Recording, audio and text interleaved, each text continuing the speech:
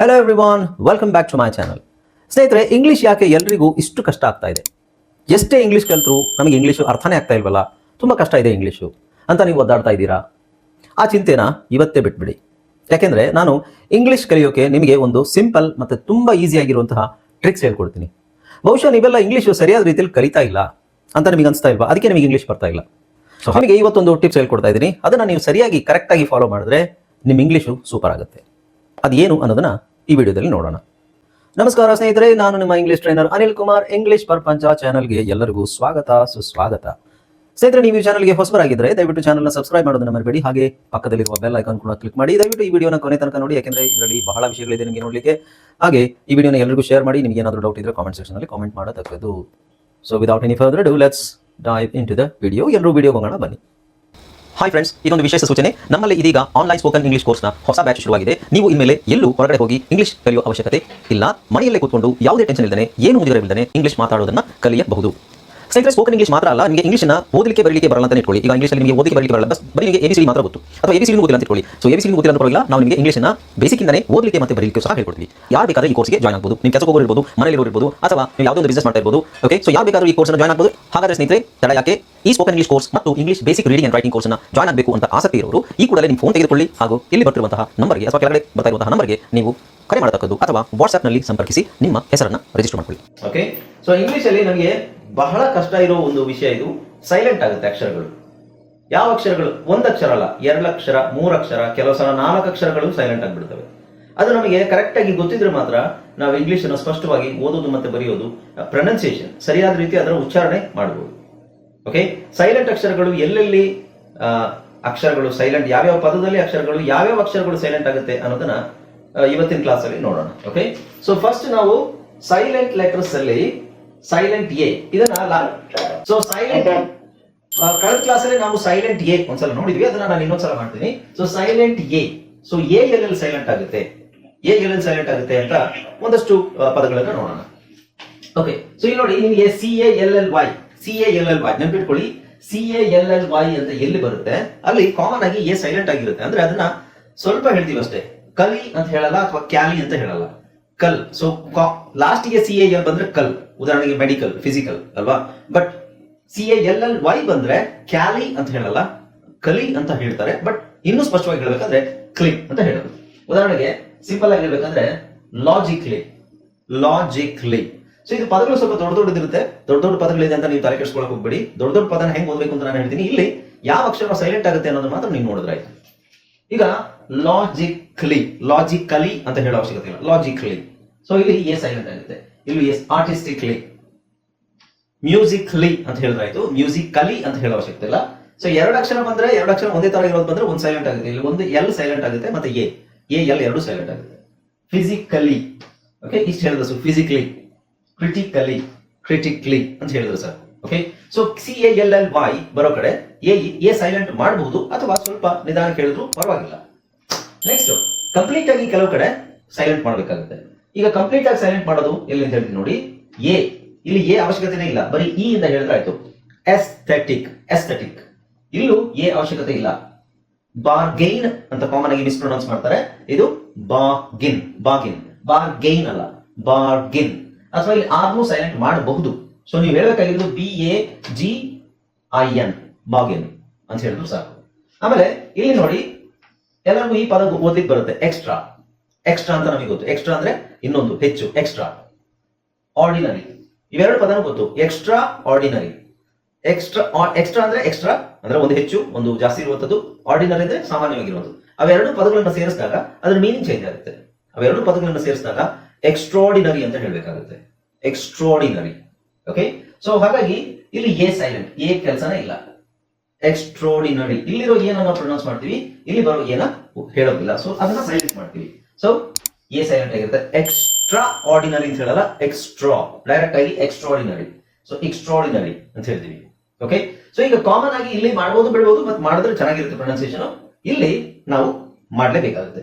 ಇಲ್ಲಿ ನಾನು ಏನ್ ಕೊಟ್ಟಿದ್ದೀನಿ, ಇದನ್ನ ಪಾರ್ಲಿಮೆಂಟ್ ಅಂತ ನಾದ್ರೂ ಹೇಳ್ಬೋದು, ಅಥವಾ ಐ ತಂದ್ಬಿಟ್ಟು ಪಾರ್ಲಿಮೆಂಟ್, 2 ತರನು ಹೇಳ್ಬೋದು ಇದನ್ನ.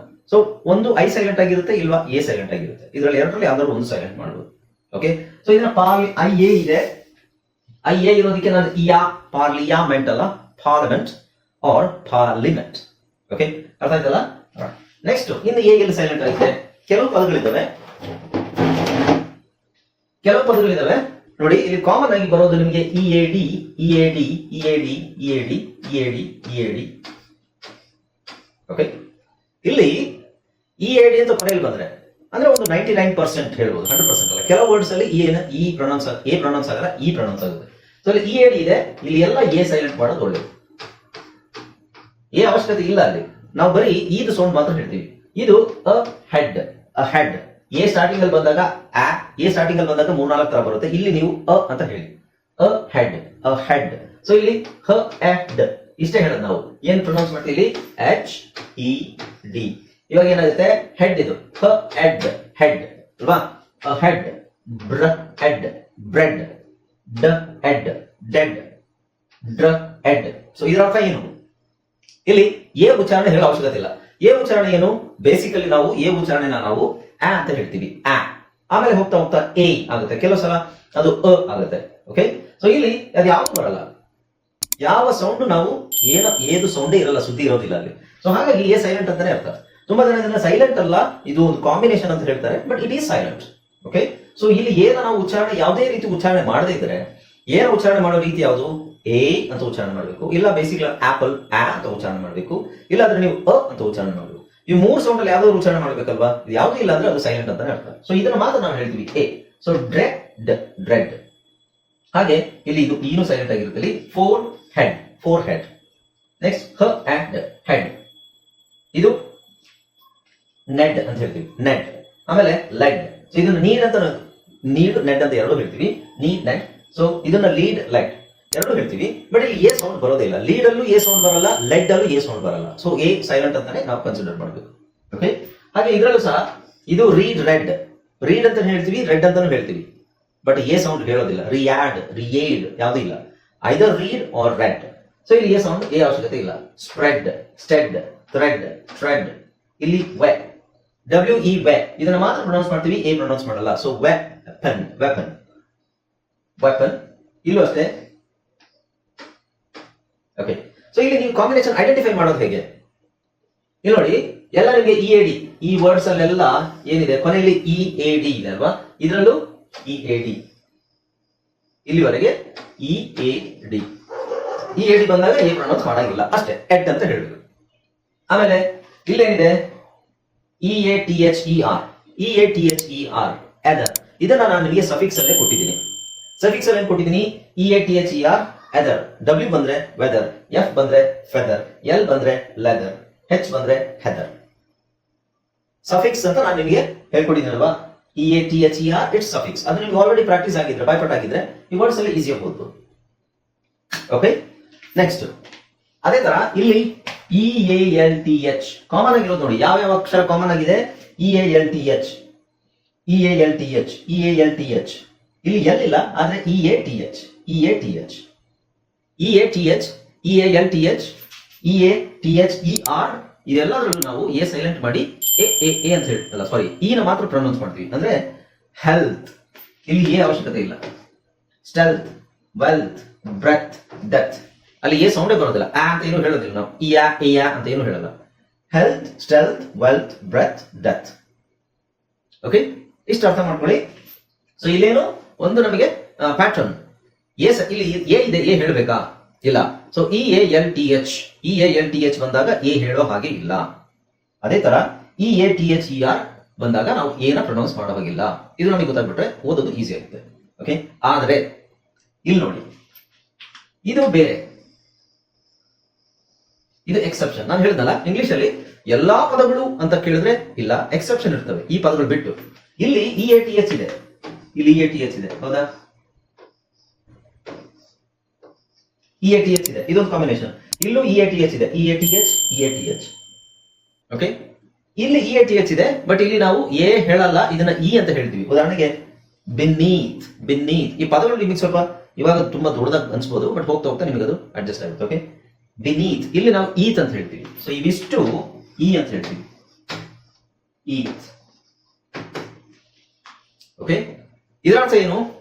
ಇ ಎ ಟಿ ಎಚ್ ಬಂದ್ರೆ ಆಕ್ಚುಲಿ ಈತ್ ಅಂತ ಹೇಳ್ಬೇಕು. ಏನಂತ ಹೇಳ್ಬೇಕು? ಇ ಎ ಟಿ ಎಚ್ ಈತ್.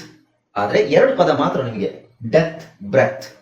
ಡೆತ್ ಬ್ರೆತ್ ಮಾತ್ರ ನಾವು ಎ ಅಂತ ಹೇಳ್ತೀವಿ. ಅಲ್ಲೂ ಎ ಸೈಲೆಂಟ್ ಆಗಿರುತ್ತೆ. ಇದರಲ್ಲೆಲ್ಲರೂ ಎ ಸೈಲೆಂಟ್ ಆಗಿರುತ್ತೆ. ನಾವು ಇ ನ ಲಾಂಗ್ ಇ ಮಾಡ್ತೀವಿ. ಇದರ ಅರ್ಥ ಏನು? ಇಲ್ಲೂ ಈ ಎ ಸೇರಿ ಇ ಅಂತ ಆಗುತ್ತೆ. ನಾನು ಈಗ ಕೊಟ್ಟಿದ್ದೀನಿ ಅನ್ಸುತ್ತೆ, ಸಫಿಕ್ಸ್ ಅಲ್ಲಿ ಕೊಟ್ಟಿರ್ಬೇಕು. ಈತ್ ಈತ್ ಈತ್, E A T H eath, ಅಥವಾ E A T H E R ether ಅಲ್ವಾ? ಓಕೆ, ಸೊ ಇನ್ನೊಂದು ಕಾಂಬಿನೇಷನ್ ಇದೆ ನೋಡಿ, E A N T, E A N T, E A N T, E A N T, ಇಲ್ಲಿ E A. Okay, ಇಲ್ಲಿ ಮೂರು ಒಂದೇ ತರ ಇದೆಯಲ್ವಾ? ಓಕೆ, ನಾಲ್ಕು ಪದಗಳು ಒಂದೇ ತರ ಕಾಂಬಿನೇಷನ್. ಅದು ಈ ವರ್ಡ್ಸ್ ಅಲ್ಲಿ ಮಾತ್ರ ಬರುತ್ತೆ, ಬೇರೆ ಯಾವ್ದ್ರಲ್ಲಿ ಬರಲ್ಲ. ಸೊ ಇಲ್ಲಿ ಇ ಎ ಎನ್ ಟಿ, ಇಲ್ಲಿ ಏನ್ ಹೇಳ್ತೀವಿ ನಾವು? ಎಂಟ್. ಸೊ ಅಲ್ಲೂ ಎ ಸೈಲೆಂಟ್ ಆಗಿರುತ್ತೆ.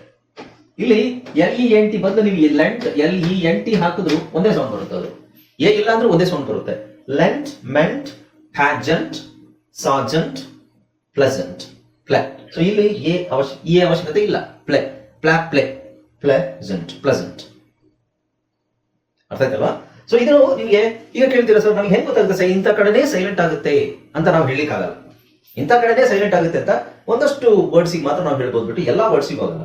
ಸೊ ಈಗ ನೀವು ಪ್ಯಾಟರ್ನ್ ಫಾಲೋ ಮಾಡಬೇಕು. ಹೇಗೆ? ಇ ಎ ಡಿ ಬಂದಾಗ ಎ ಸೈಲೆಂಟ್ ಆಗುತ್ತೆ, ಏನ ಹೇಳೋಗಿಲ್ಲ. ಅದೇ ತರ E A L T H ಬಂದಾಗ ಎ ಸೈಲೆಂಟ್ ಆಗುತ್ತೆ. ಆ ಪ್ಯಾಟರ್ನ್ ಫಾಲೋ ಮಾಡಬೇಕು. ಅದು ಆಲ್ರೆಡಿ ನಾನು ನಿಮಗೆ ಸಫಿಕ್ಸ್ ಅಲ್ಲಿ ಕೊಟ್ಟಿದ್ದೀನಿ. ಅದನ್ನ ಪ್ರಾಕ್ಟೀಸ್ ಮಾಡಿ, ಮತ್ತೆ ಇದನ್ನ ಪ್ರಾಕ್ಟೀಸ್ ಮಾಡಿದ್ರೆ ನಿಮಗೆ ಇನ್ನೂ ಈಸಿ ಆಗುತ್ತೆ. Okay, right. ಈಗ